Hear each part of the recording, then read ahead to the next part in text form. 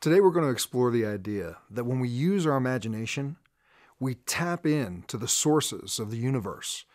We all have access to and contribute to a greater mind. All we need to do is ask the right questions.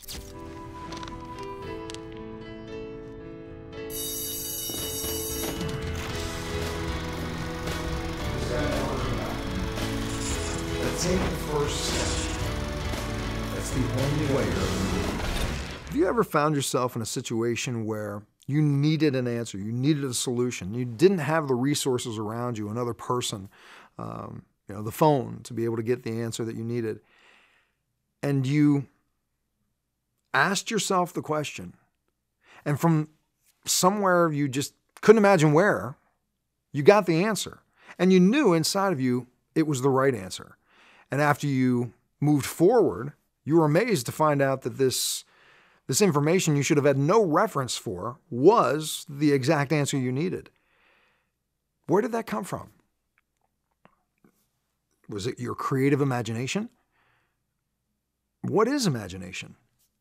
Some people look at imagination as being a collection of our past experiences, our perceptions, our beliefs, and we just mix them together and compile them in new ways to give us new possibilities.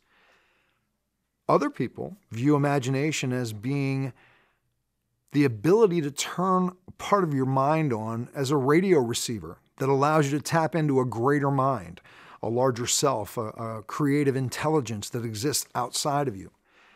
Some people see imagination as being divine guidance.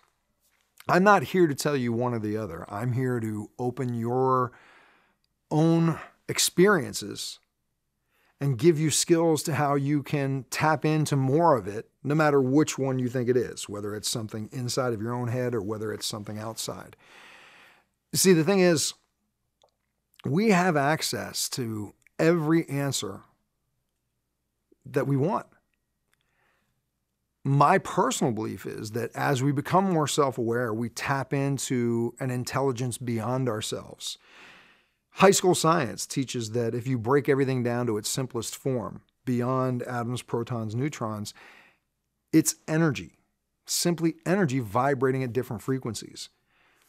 Today, we have quantum physics beyond high school science, and actually there's a new field developing beyond quantum physics called zero-point field theory.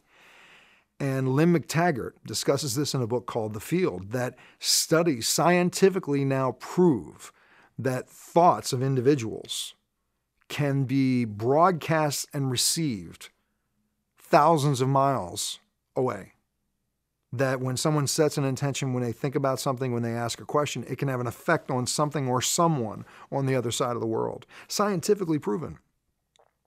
Now again, I'm not trying to change your mind and convince you that, your imagination is something that's divine or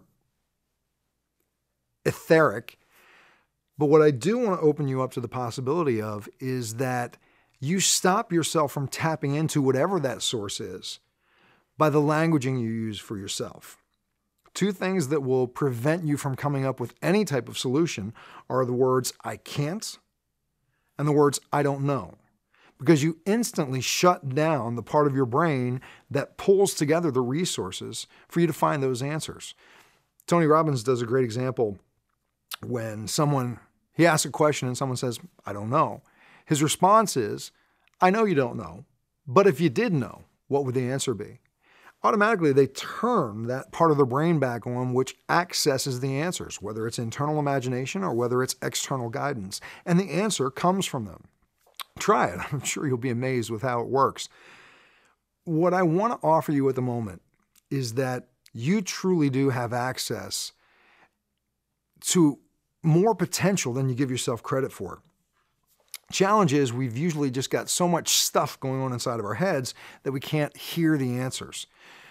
So an exercise I want to share with you comes from a woman named Julia Cameron, who wrote a book called The Artist's Way. And it's called a brain dump. I personally use this process, and it helped me create a software called the Desktop Life Coach that I should have had no idea how to create. But the brain dump ended up making me receptive, getting the junk out of the way, that when I asked the questions, I was able to hear the answers and find the solutions.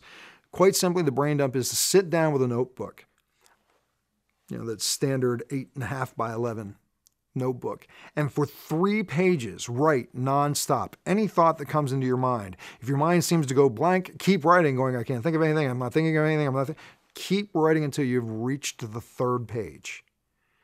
Then stop.